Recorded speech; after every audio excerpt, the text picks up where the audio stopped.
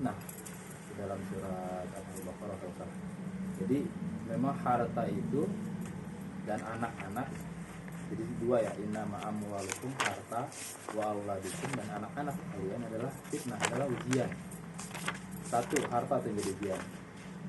Dia itu mau banyak mau sedikit jadi ujian. Kalau banyak ya dibilang orang kaya kan, kalau sedikit dibilang orang miskin, itu sama aja ujian juga.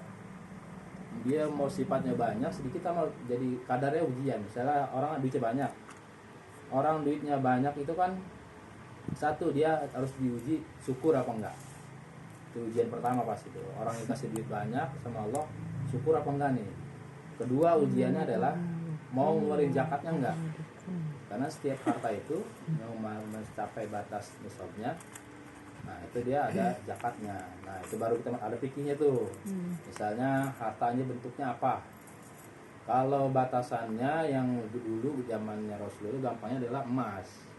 Kalau emas sudah mencapai 80 gram berapa gitu, itu ada zakatnya 2,5%, dan itu harus disimpan kalau udah kita pegang selama setahun. Jadi kalau kita punya emas nih berarti 80 gram, kita udah pegang itu selama setahun. Maka misalkan kita punya itu di 1 Januari, maka di 1 Januari tahun depan harus dikeluarkan zakatnya 2,5%. Silakan dihitung aja berapa. Ya 1 gramnya berapa? Kalau 1 juta, kalau yang emas 24 ya apa berapa sekarang? Pokoknya segitu, di persentase 2,5%. Makanya ada orang yang ngakalin. Ini sebenarnya nggak boleh ya, cuman jadi pas tanggal 1 bulan Januari tahun ini misalnya dia punya 80. Tapi ntar pas di Desember menjelang akhir tahun dia jual dulu. Nah, jadi kan nggak sampai 80 gram kan. Nah, ntar kalau masuk bulan Januari, nah dia beli lagi. Ya itu sebenarnya menghindar. Nah itu biasanya dilakukan orang-orang Yahudi dulu begitu. Jadi kelakuannya begitu. Jadi supaya menghindari nggak kena zakat. Nah itu harta. Satu, dia memang ujian. Kedua, ya itu ujiannya adalah mau ngeluarin zakat. Karena ngeluarin zakat itu berat. Kalau kita sekarang nggak punya emas 80 gram, kita ngomong alah kecil 2,5 gram mah, 2,5% mah. Ya, coba kalau udah punya, orang itu akan keluar sifat aslinya, dan memang dijelaskan dalam Al-Quran manusia itu cuma sifat bawaannya kikir.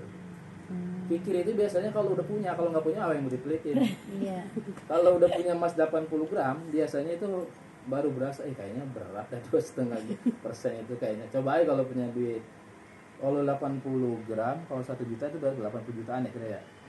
Coba ya punya di 100 juta dah, udah keluarin sejuta aja, sayang. Ntar jadi nggak genap 100 juta lagi dong. Pasti begitu. Ini saya emang nggak ngomongin orang lah, ngomongin diri saya sendiri. Ketika rekening saya misalnya ada duit cuma 100-200 ribu, itu kalau ada orang datang minjem duit 100 ribu, kayaknya enteng aja tuh. Ya tadinya juga nggak rekening kosong ya, ada di 200 ribu, ada yang mau minjem 100 ribu, udah transfer lah. Tapi satu ketika saya punya misalnya rekening ada 10 juta, ada yang mau minjem 500, kalau di transfer 500 jadi nggak 10 juta lagi nih. Tadinya nggak pernah kepikiran tuh begitu waktu belum punya duit, makanya punya duit 200 ribu, orang minjem kasih aja udah, emang tadinya juga nol kok. Jadi baru kerasa ujian berat yang ngeluarin zakat itu kalau sudah ketika ada duit. Itu pasti itu. Ada teman saya itu dia itu kepala cabang Bank Muamalat di Palu. Rata-rata yang orang yang ribet masalah duit, masalah teliti, masalah duit, pelit gitulah misalnya. Rata-rata orang yang kaya, bukan orang yang susah. Kadang-kadang duit cuma 100-200 ribu jadi masalah, bisa ngaju ke pengadilan itu duit segitu. Padahal duitnya nggak seberapa. Padahal kalau kita sebagai kita nih orang kita, ya udahlah duit segitu gitu ya. Tapi bagi orang kaya nggak bisa. Itu duit gua. Saya ada temen dulu dagang di sekolah tuh ya. Dia tuh sebenarnya orang berada, rumahnya aja di depan Eka Hospital, depan seberang itu rumah BSD yang gede-gede itu. Itu dagang kayaknya cuma buat kesibukan doang. Jadi tuh duit dagangnya nggak pernah dimakan sama dia, kumpulin sebulan, setorin ke bank. Dia nyetor ini biasanya ke ATM yang itu, ATM store ya, bukan ATM tarik. Ya itu. Satu ketika dia nyetor, di hitungan dia kira-kira kayaknya berapa juta. Pas di store, ternyata tercatatnya kurang selembar, kurang 50 ribu. Wah itu mencak-mencak sampai kepala cabang didatangin semua bank sampai nelfon pusat segala macam. Padahal 50.000. Sampai akhirnya banknya bilang, "Yaudah Bu, kita pengadilan aja." Udah coba duit 50.000 ngajakin pengadilan, tekor kemana-mana tadi. Nah, akhirnya dia mikir juga kali, ya udahlah mau pakai daripada pengadilan tekor malah. Di 50.000 kalau pikir ya di 10 juta 50.000 ya berapa nilainya sih 50.000. Tapi nggak begitu kalau duit udah udah kita miliki, apalagi naruhnya di hati. Jadi kata Imam Ali, duit itu jangan taruh di hati tapi taruh di tangan. Kalau taruh di tangan dapat gampang, buang lagi gampang, dapat sedekahin, dapat gampar. Tapi kalau nyimpennya di hati, dapat simpen di hati, mau dikeluarin susah karena ngambilnya jauh dalam hati.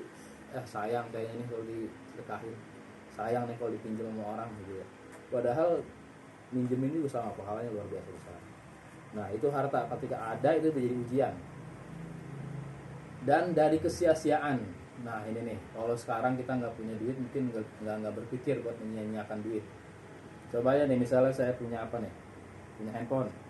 Ketika satu ini kita sayang-sayang banget nih ya, kita rawatin, kita bersihin. Coba kalau saya punya misalnya 10 biji aja, kalau sekira-kira satu hilang, berkira masih ada 9 lah, udah hilang.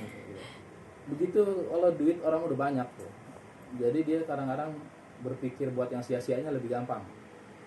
Kemarin saya contohin waktu di Airbnb, ada Pangeran Brunei Darussalam, kayak lebih dari 2 menit tuh.